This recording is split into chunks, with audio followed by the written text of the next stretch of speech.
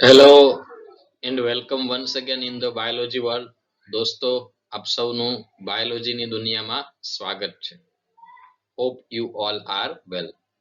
તો મિત્રો આપણે છેલ્લે લાસ્ટ ટાઈમ બે મહત્વના કન્સેપ્ટ આપણે જોયા છે, જલક્ષમતા અને આશ્રુતિ વિશે.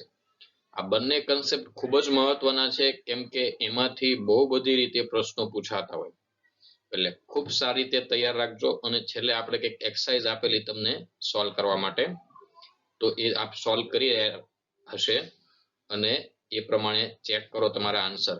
આજે હું તમને સોલ્વ કરાવું. તો આગળ વધીએ. આજે આપણે એક પાછા નવા કન્સેપ્ટ રસ સંકોચનના, જે આશ્રુતિ અને જલક્ષમતા ઉપર જ આધારિત છે, બટ વેરી ઈઝી ટોપિક છે. એ જલક્ષમતા વિશે આપણે જોયા અને હવે આજે આપણે રસ સંકોચન વિશે જોઈશું દોસ્તો. તો આગળ વધીએ. તો જો આ રહ્યું આપણે લાસ્ટમાં જે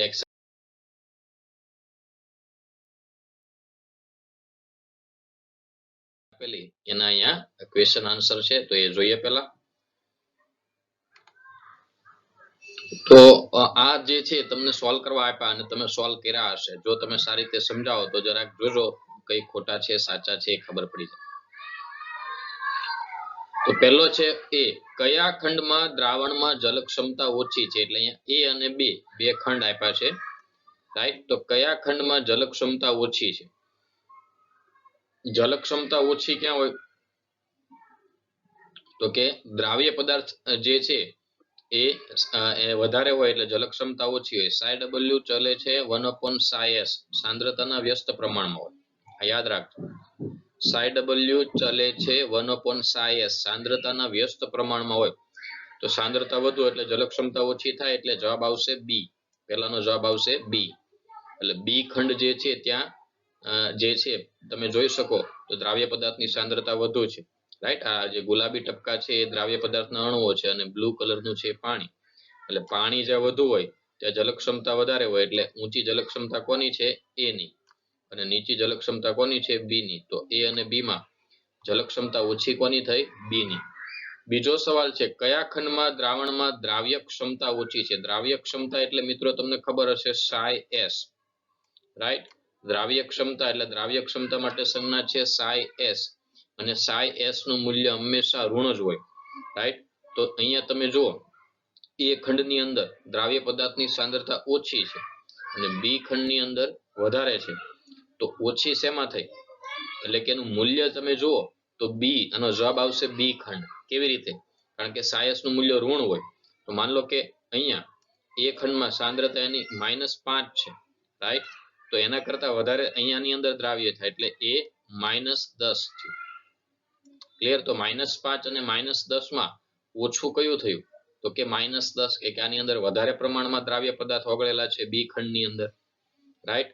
તો સાયસ નું મૂલ્ય ઋણ જ હોય, તો આમાં ઋણ જ છે -5, બટ આની અંદર વધારે, જેટલું વધારે દ્રાવ્ય પદાર્થ ઉમેર્યો એટલું વધારે ઋણ થાય, એટલે -5 થી -10 થાય. એટલે એના પરથી સમજી શકો કોણ ઓછું થયું? -10. એટલે બી ખંડમાં દ્રાવ્ય ક્ષમતા ઓછી છે. આશ્રુતિ કઈ દિશામાં થાય? તો આશ્રુતિ જે છે પાણી જે મંદ દ્રાવણ છે ત્યાંથી સાંદ્ર, એટલે મંદ કયું છું? એ દ્રાવણ, રાઈટ. એમાં દ્રાવ્ય પદાર્થ ઓછા છે એટલે મંદ થી સાંદ્ર તરફ, અથવા અહીંયા પાણીની રાસાયણિક ક્ષમતા ઊંચી થઈ એમાં, અને બી માં નીચી થઈ એટલે ઊંચી રાસાયણિક ક્ષમતાથી નીચી રાસાયણિક, એટલે એ થી બી તરફ, રાઈટ. આશ્રુતિની ક્રિયા થાય.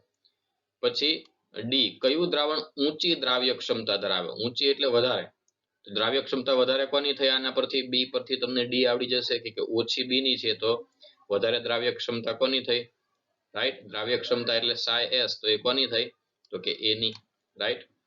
પછી નેક્સ્ટ ક્વેશ્ચન ઈ, સંતુલનના સમયે કયા ખંડમાં જલક્ષમતા ઓછી હોય? એક પણ ખંડમાં નહીં. સંતુલન સમયે બંને ખંડમાં જલક્ષમતા ઇક્વલ થઈ જાય, કે સંતુલનમાં હોય એટલે બંનેની જલક્ષમતા કેવી થઈ જાય? ઇક્વલ. ક્લિયર? એટલે એક પણ ખંડમાં જલક્ષમતા ઓછી હશે નહીં. ક્લિયર? આગળ જોઈએ એફ. જો એક ખંડનું સાઈ નું મૂલ્ય એટલે કે જલક્ષમતાનું મૂલ્ય -2000 કિલોપાસ્કલ છે અને બીજા ખંડનું -1000 કિલોપાસ્કલ છે, તો કયા ખંડમાં ઊંચું સાઈ નું મૂલ્ય છે?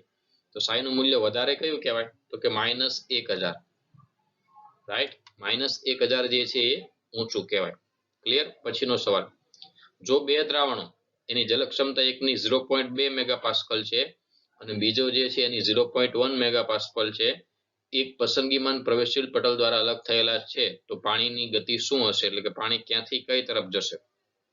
રાઈટ, તો આપણે જે છે સમજવા માટે લઈ લઈએ કે અહીંયા આ એ જે છે એની આપણે લઈ લઈએ 0.1 મેગાપાસ્કલ.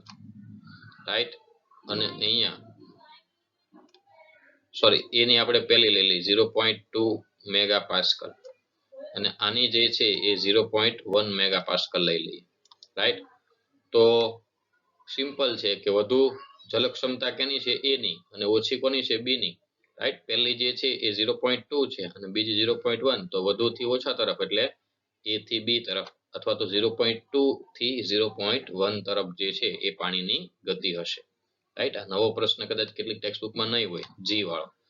રાઈટ, તો એ રીતે આને સમજવાનું છે. તો આપ આશ્રુતિ અને જલક્ષમતા સારી રીતે સમજાશો એનું આ પ્રમાણ છે, એટલે એક્સરસાઇઝ સારી રીતે સમજી લેજો. હજી ન ખ્યાલ આવ્યો તો જે જવાબો ખોટા ટીક કર્યા હોય એ સુધારી નાખજો. ઓકે, તો આગળ વધીએ દોસ્તો. હવે આજનો આપણો ટોપિક છે રસ સંકોચનમાં આગળ વધીએ.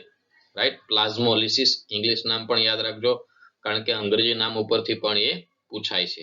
ઓકે દોસ્તો, અંગ્રેજી નામ ઉપરથી પણ એ પૂછાય છે. એટલે રસ સંકોચન, પ્લાઝ્મોલિસિસ, એમાં 3 પ્રકારના દ્રાવણો વિશે આપણે સ્ટાર્ટિંગમાં જ વાત કરી ગયા. સમસાંદ્ર આઇસોટોનિક, અધોસાંદ્ર હાઇપોટોનિક અને અધિસાંદ્ર હાઇપરટોનિક એનો અહીંયા યુઝ થશે. સમજીએ આપણે કે વનસ્પતિ કે પેશીઓનો પાણીના વહનનો આધાર એની આસપાસના દ્રાવણ ઉપર નિર્ભર હોય. એટલે આજુબાજુમાં કયું દ્રાવણ છે. જો બહારના દ્રાવણનો આશ્રુતિ દાબ કોષરસને સંતુલિત કરે, એટલે કે બહારના અને અંદરના દ્રાવણની સાંદ્રતા સરખી હોય તો સમસાંદ્ર કહેવાય. એટલે કે બંને દ્રાવણની સાંદ્રતા એક સરખી હોય તો સમસાંદ્ર કહેવાય, આઇસોટોનિક. જો બહાર કરતા ઓછું સંકેન્દ્રિત હોય, કોષરસ કરતા બહારનું દ્રાવણ ઓછું સંકેન્દ્રિત છે, બહારના દ્રાવણની સાંદ્રતા ઓછી તો ઓછું, હાઇપો અધોસાંદ્ર. બરાબર, ગુજરાતીમાં એને કહેવાય અધોસાંદ્ર અને ઇંગ્લિશમાં કહેવાય હાઇપોટોનિક. અંગ્રેજી નામ પણ અહીંયા યાદ રાખવાના છે, આ વારંવાર કહું. રાઈટ, અથવા તો બીજા દ્રાવણની સાંદ્રતાની સરખામણીમાં કોઈ એક દ્રાવણની સાંદ્રતા ઓછી હોય. રાઈટ, બે દ્રાવણમાં, અને બહારના દ્રાવણની સાંદ્રતા વધારે છે તો હાઇપરટોનિક, અધિક વધારે, એટલે અધિસાંદ્ર દ્રાવણ હાઇપરટોનિક સોલ્યુશન તરીકે ઓળખવામાં આવે. ક્લિયર? તો રસ સંકોચન, પ્લાઝ્મોલિસિસ, આ ત્રણેય પ્રકારના દ્રાવણો જે આપણે સ્ટાર્ટિંગમાં જોયા પહેલા લેક્ચરમાં, એની વ્યાખ્યા તમને ખબર હોવી જોઈએ. આઇસોટોનિક સમસાંદ્ર, હાઇપો એટલે અધોસાંદ્ર અને હાઇપર એટલે અધિસાંદ્ર. રાઈટ, આગળ જોઈએ. હવે જો કોષને અધોસાંદ્ર દ્રાવણમાં મૂકવામાં આવે, અધોસાંદ્ર એટલે હાઇપોટોનિક. રાઈટ, એટલે આની વાત કરીએ આપણે. ત્રીજા નંબરની જે ડાયાગ્રામ છે, 3rd નંબર.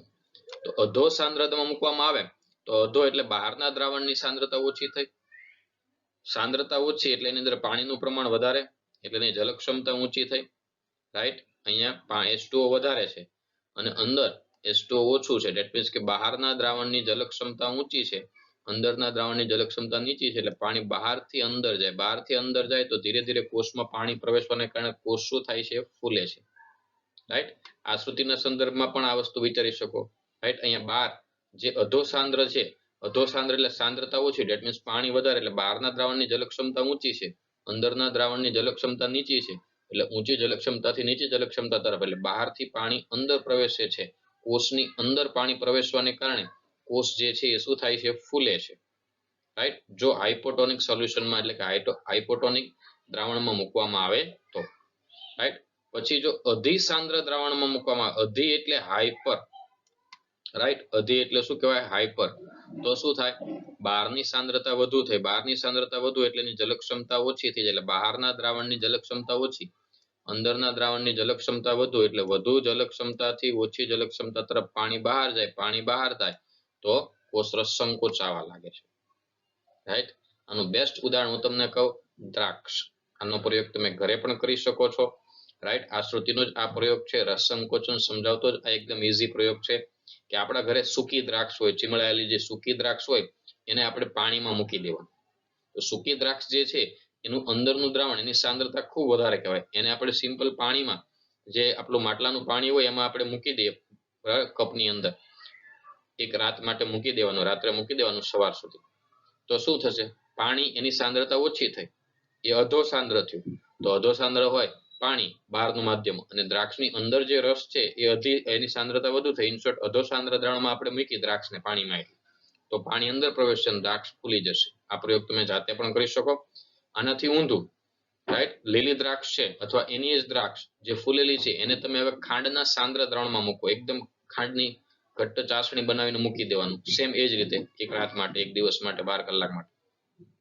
તો તમે જોશો કે રિવર્સ પ્રોસેસ છે કે હવે ખાંડની ચાસણી એટલે એકદમ હાઇપરટોનિક દ્રાવણ થયું. બહારનું દ્રાવણ જે છે હાઇપરટોનિક છે અને દ્રાક્ષની અંદર સાંદ્રતા ઓછી, તો દ્રાક્ષમાંથી પાણી બહાર જશે. રાઈટ. તો આ એક સિમ્પલ ઘરે પણ તમે એક્સપેરિમેન્ટ દ્વારા જોઈ શકો. આ બધી વસ્તુ અત્યારે લાઈવ એટલે તમને અત્યારે મેં કીધું કેમ કે ફ્રી શો આ પ્રયોગ કરવા જો એટલે તમને રસ સંકોચન સમજાઈ જાય. આગળ જઈએ. જીવરસનું સંકોચન ત્યારે થાય છે કે જ્યારે કોષમાંનું પાણી બહારની તરફ વહન પામે અને વનસ્પતિ કોષનું કોષ રસપટલ સંકોચન પામીને કોષ દિવાલથી અલગ થાય અને રસ સંકોચન પ્રારંભ કહેવાય. જેમ જેમ હાઇપરટોનિક, પહેલા જે છે કોષને આપણે હાઇપરટોનિક અતિ સાંદ્ર દ્રાવણમાં જેની સાંદ્રતા વધુ છે એમાં મૂકો.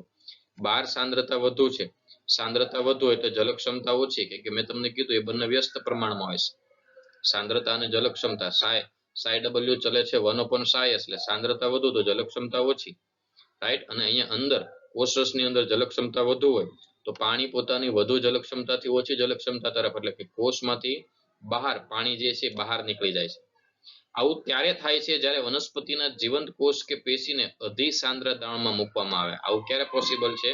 જ્યારે આપણે એને હાઇપરટોનિક દ્રાવણમાં મૂકીએ. સૌથી પહેલા કોષરસમાંથી પાણી બહાર આવે છે અને પછી રસધાનીમાંથી પાણી બહાર આવે છે. રાઈટ. સૌથી પહેલા જે છે કોષરસમાંથી પાણી બહાર આવે અને પછી જે છે રસધાનીમાંથી, એટલે પહેલા કોષરસમાંથી પછી જે છે બ્લુ કલરની તમે જોઈ શકો રસધાનીમાંથી ધીરે ધીરે પાણી બહાર આવે છે. રાઈટ.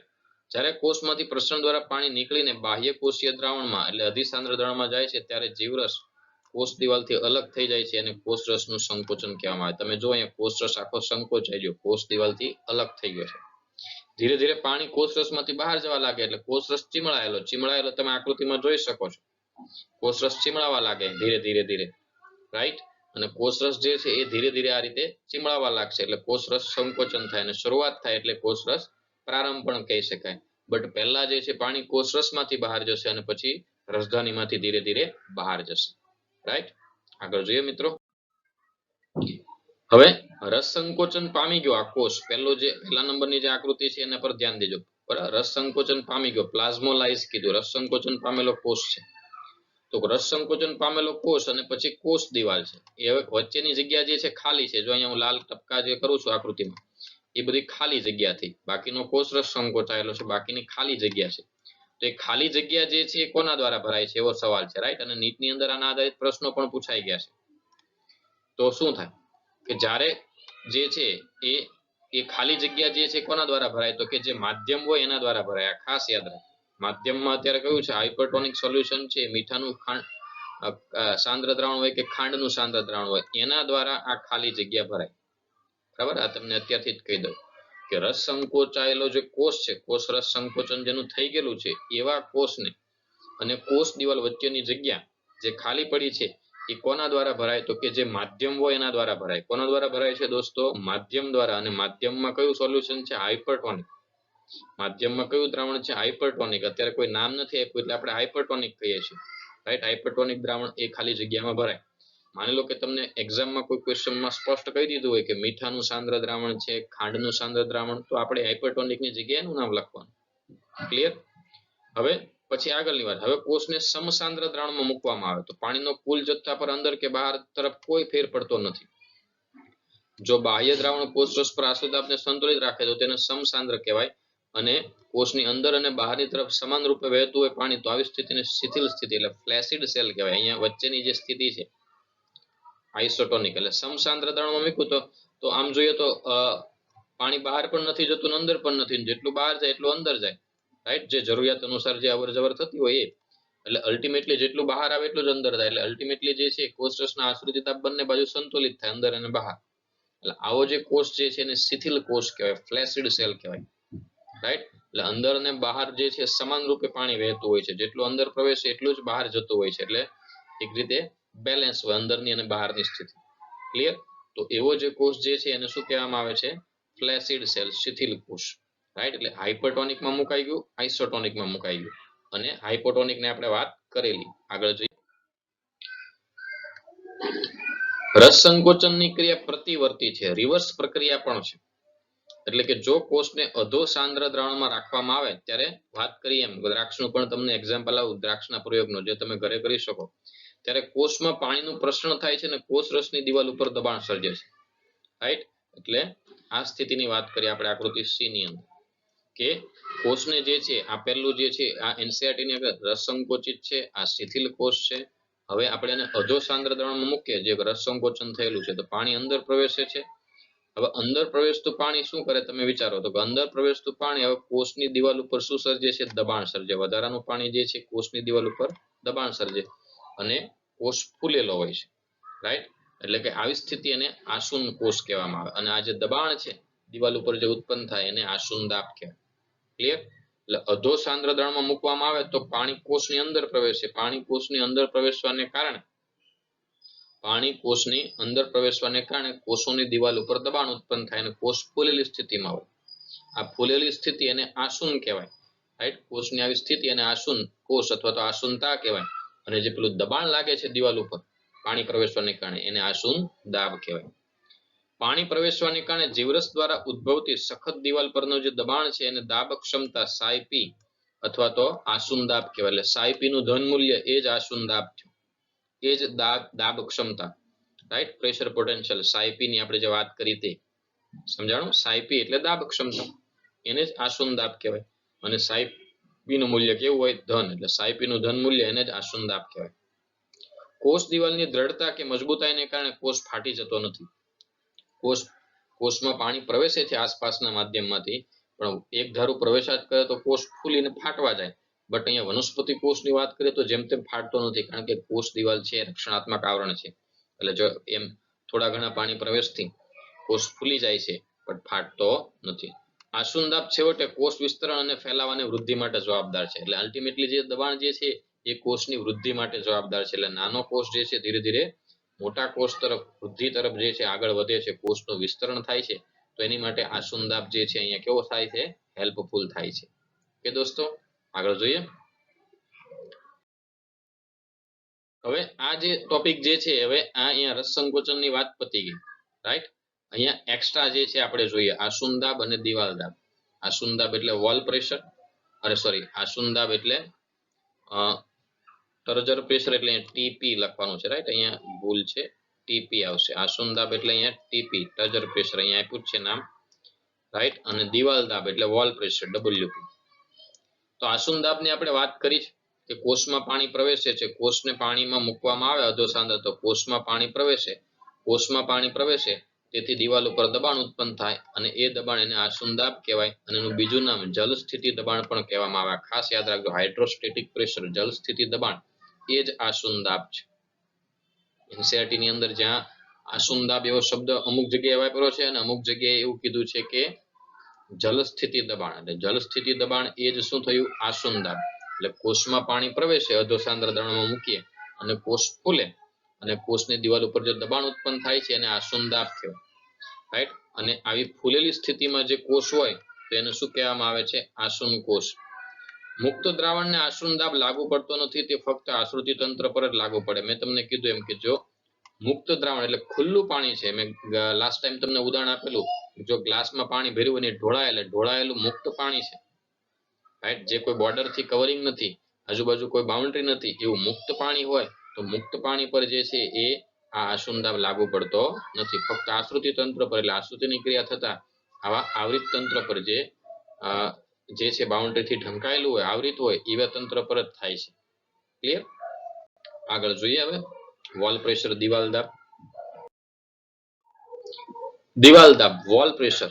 આસુન દાબનો સામનો કરતા કોષ દિવાલના દબાણને દિવાલ દાબ કહેવાય. જો ટર્જર પ્રેશર ટીપી અહીં આકૃતિમાં જો નીચે આ ટર્જર પ્રેશર છે, જે દિવાલ ઉપર આ રીતે જે છે એ દબાણ લગાવે. રાઈટ. અહીં આકૃતિમાં જોતા રહેજો.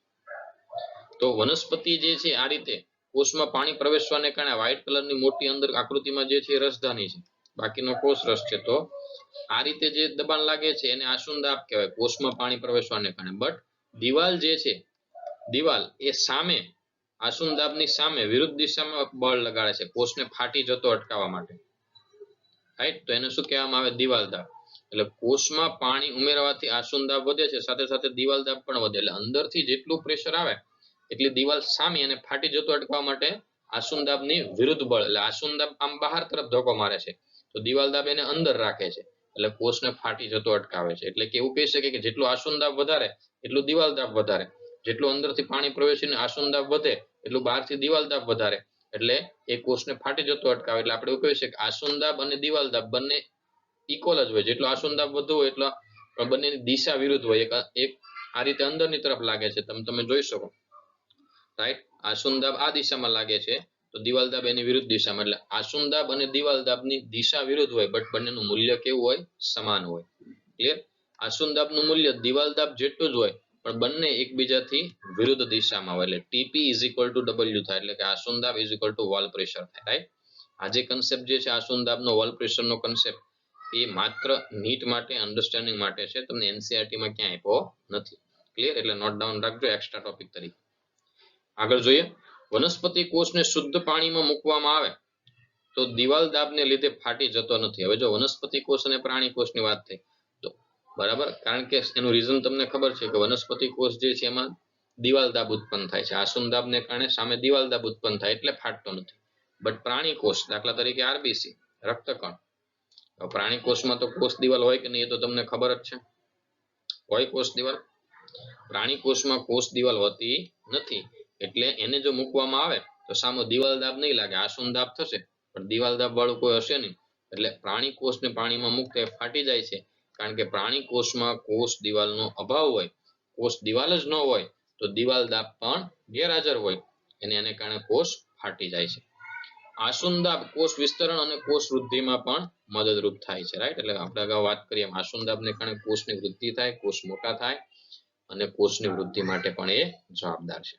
ક્લિયર? આગળ જોઈએ, આ માત્ર ને માત્ર યાદ રાખવા માટે છે કે એટલે ખાસ ઉતારી લેજો સ્ક્રીનશોટ દ્વારા. વધારાના મુદ્દાઓ છે નોટ ડાઉન કરવા માટે. શિથિલ કોષ હોય તો એનો આસુન દાબ 0 હોય.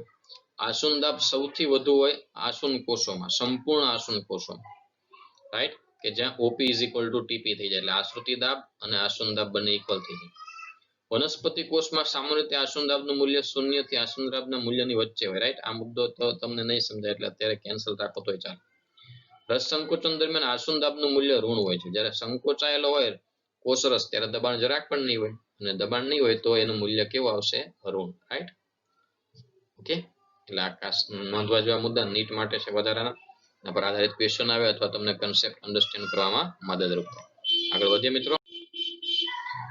હવે આ જે કન્સેપ્ટ છે DPD નો, આ પણ તમને NCERT માં નહીં મળે, બરાબર છે? એક્સ્ટ્રા છે, વધારાનો છે, બટ આના આધારિત પ્રશ્નો તમને મળશે. ગમે ત્યાં તમે આ ચેપ્ટર આધારિત પ્રશ્નો સોલ્વ કરશો ત્યારે તમને DPD ના રિલેટેડ ક્વેશ્ચન્સ જોવા મળશે, રાઈટ? એટલા માટે આ એક્સ્ટ્રા જે છે આપણે લીધો છે. આ ટોપિક NCERT માં આપેલો નથી, એટલે ખાસ તૈયાર રાખજો.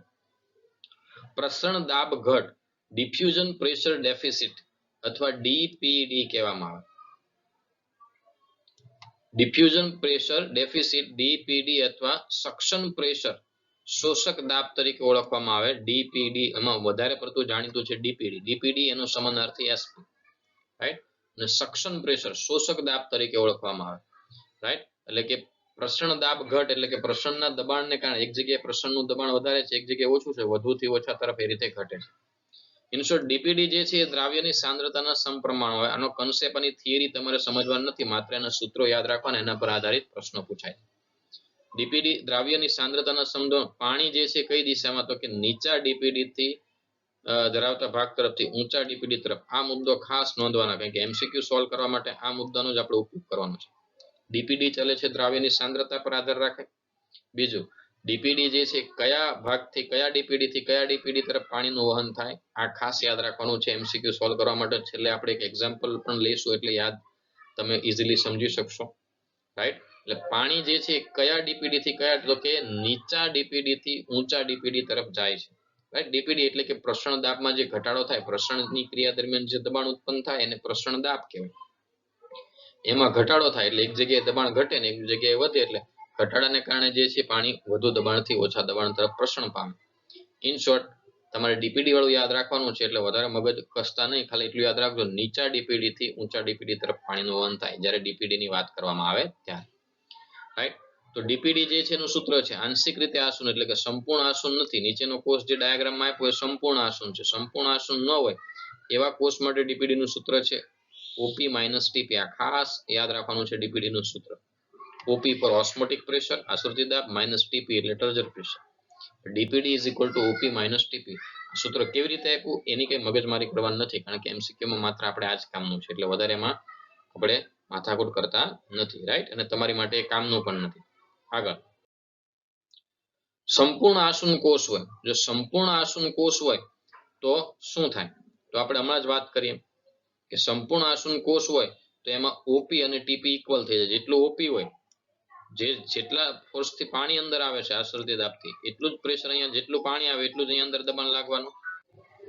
ઓકે, તો એ જે છે ઓસ્મોટિક પ્રેશર જે પાણી અંદર પ્રવેશે છે, રાઈટ, આશ્રિત દાબને કારણે, અને અહીંયા જે છે પાણી પ્રવેશવાને કારણે જે એટલે કે ઓપી અને ટીપી સંપૂર્ણ આસુન કોષ જે છે એમાં ઓપી અને ટીપી બંને સમાન થઈ જાય. જોયેલો ડીપીડી નું સૂત્ર છે જ ઓપી માઇનસ ટીપી, પણ ઓપી અને ટીપી સરખું થઈ એટલે ઓપી ટીપી સરખું થાય તો માન લો કે બંને 10-10 છે તો 10 - 10 એટલે 0, એટલે સંપૂર્ણ આસુન કોષ માટે ડીપીડી 0 અને ચલક ક્ષમતા પણ 0.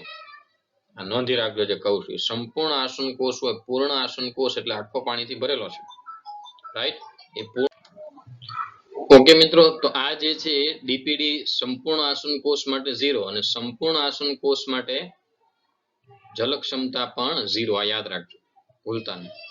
શિથિલ કોષ હોય તો એમાં ટર્જર પ્રેશર હોય જ નહીં, આસુન દાબ જ ન હોય. વાત કરીએ એમ, કારણ કે પાણી જે છે એની અવર જવર શૂન્ય થઈ જાય છે, એટલે જો આસુન દાબ ન હોય તો વોલ પ્રેશર પણ ન હોય એટલે 0 થઈ જાય, રાઈટ. એટલે આ ડીપીડી નું જે સૂત્ર જે છે એમાં તમે turgor pressure DPD is equal to OP minus TP આ સૂત્ર યાદ રાખવાનું, રાઈટ. તો આ ટીપી હું કાઢી નાખો તો વધ્યું શું? DPD is equal to OP, right. એનું સૂત્ર થઈ જશે, રાઈટ. એટલે આ કોમન સૂત્ર યાદ રાખવાનું, DPD is equal to OP minus TP. એમાં ટીપી જતું રહે શિથિલ કોષ માટે, ક્લિયર. એટલે સૂત્ર માટે યાદ રાખવાનું. ત્યાર પછી રસ સંકોચન માટે, એટલે રસ સંકોચાઈ ગયો હોય તો અહીંયા તમે બાજુની આકૃતિમાં જોઈ શકો કોષ રસ સંકોચાઈ ગયો તો દબાણ હોય જ નહીં, એટલે દબાણ નેગેટિવ થઈ ગયું એટલે ટીપી માઇનસ થઈ ગયું. ડીપીડી નું આ સૂત્ર તો કોમન જ છે, DPD is equal to OP minus TP, right. અને કોષ જે છે એ રસ સંકોચન પામેલો છે, બાજુની આકૃતિમાં જોઈ શકો કોષ રસ સંકોચાઈ ગયો છે, કોષ દિવાલથી ઘણો દૂર છે, તો એ દિશામાં દબાણ તો હોય જ નહીં, એટલે દબાણ નેગેટિવ લેવાનું એટલે માઇનસ ટીપી. એટલે ડીપીડી ઇઝ ઇક્વલ ટુ આ માઇનસ માઇનસ પ્લસ થઈ જાય, DPD is equal to OP plus TP જો રસ સંકોચન થયેલો કોષ હોય તો, ક્લિયર. રસ સંકોચાયેલો જે કોષ છે એની માટે DPD is equal to OP plus TP, clear. હવે અહીંયા તમે જુઓ તો બે કોષ આપ્યા છે. આ ડીપીડી નું એક એક્ઝામ્પલ લઉં છું જે તમને એમસીક્યુ સોલ્વ કરવામાં ખ્યાલ આવે કે કોષ એ જે છે એમાં ઓપી કેટલા છે 30, ટીપી કેટલા છે 25, તો એનું ડીપીડી ગણવાનું, રાઈટ. તમને ક્વેશ્ચનમાં આટલું જ આપ્યું હોય, રાઈટ. અહીંયા હું જે છે એ લાઈન બતાવું એટલું જ ઓપી ટીપી નું મૂલ્ય જ આપ્યું હોય છે. કોષ એ છે, બાજુમાં બે કોષ છે, એની અંદર ઓપી અને ટીપી આટલું છે, અને કોષ બી છે એની અંદર આટલું છે, તો બંનેનો ડીપીડી ગણી નાખવાનો. તો ડીપીડી કેવી રીતે ગણશો? તો કે ઓપી માઇનસ ટીપી. તો કોષ એ માટે જો ઓપી કેટલા છે 30 અને ટીપી કેટલા છે 25, તો અહીંયા ડીપીડી કેટલો આવ્યું 5. કોષ બી માટે ગણો, કોષ બી માં પણ એ જ સૂત્ર ઓપી માઇનસ ટીપી. ઓપી કેટલા છે 25, ટીપી કેટલા છે 10, તો 15 આવ્યું. તો ડીપીડી દ્વારા પાણીનું વહન કયા કોષથી કયા કોષ તરફ થશે? કોષ એ થી બી તરફ કે બી થી એ તરફ? તો આપણને યાદ છે કે નીચા ડીપીડી થી ઊંચા ડીપીડી તરફ પાણીનું વહન થાય, રાઈટ. હમણાં જોયું ને ડીપીડી માં પાણી જે છે નીચા ડીપીડી થી ઊંચા, તો નીચું ડીપીડી ક્યાં છે? એ કોષમાં, એટલે એ થી બી તરફ. એ માં 5 છે અને બી માં 15 છે, તો એ થી બી તરફ એનું વહન થાય, ક્લિયર. તો આ રીતના પ્રશ્નો પૂછાય, એકદમ ઈઝી છે. સૂત્ર યાદ રાખવાનું, DPD is equal to OP minus TP, એના પરથી, ક્લિયર. આગળ વધીએ મિત્રો. So that's all for today. Okay, તો ખાસ રસ સંકોચન આખું યાદ રાખવાનું છે. પ્લાઝ્મોલિસિસ પ્રતિવર્તી પ્રક્રિયા છે જેને ડીપ્લાઝ્મોલિસિસ પણ કહેવાય, રસ નિસંકોચન પણ કહેવાય, ઊંધી પ્રક્રિયા. જેમાં કોષ રસ સંકોચાયો પછી રિવર્સ પ્રોસેસ થાય, પાણી પ્રવેશે, કોષ રસ પાછો ફૂલે, રાઈટ. એટલે કે કોષ પોતાની મૂળ સ્થિતિ પ્રાપ્ત કરે તો એને રસ નિસંકોચન ડીપ્લાઝ્મોલિસિસ કહેવાય. આ ખાસ નોંધી રાખજો. રાઈટ. અત્યારે હું તમને કહું છું રસ નિસંકોચન ડીપ્લાઝ્મોલિસિસ, કે જે કોષરસ સંકોચાઈ ગયો એને ફરી પાછા પાણી કે અધોસાંદ્ર દ્રાવણમાં મૂકીએ તો ફરી પાછો પાણી પ્રવેશે અને મૂળ સ્થિતિ પ્રાપ્ત કરે એને રસ નિસંકોચન કહેવામાં આવે. રાઈટ. એટલે એ ખાસ ધ્યાન રાખવાનું છે. પછી ડીપીડી નો કન્સેપ્ટ અને આ આસુંદાબ અને દિવાલદાબ એ એક્સ્ટ્રા કન્સેપ્ટ છે, એટલે ખાસ એ તૈયાર રાખજો. ઓકે, તો hope you understand it very well. ખાસ જોઈ લેજો.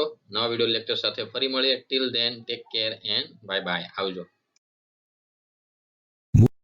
Movement of water in and out of a plant cell is essential to a plant's existence.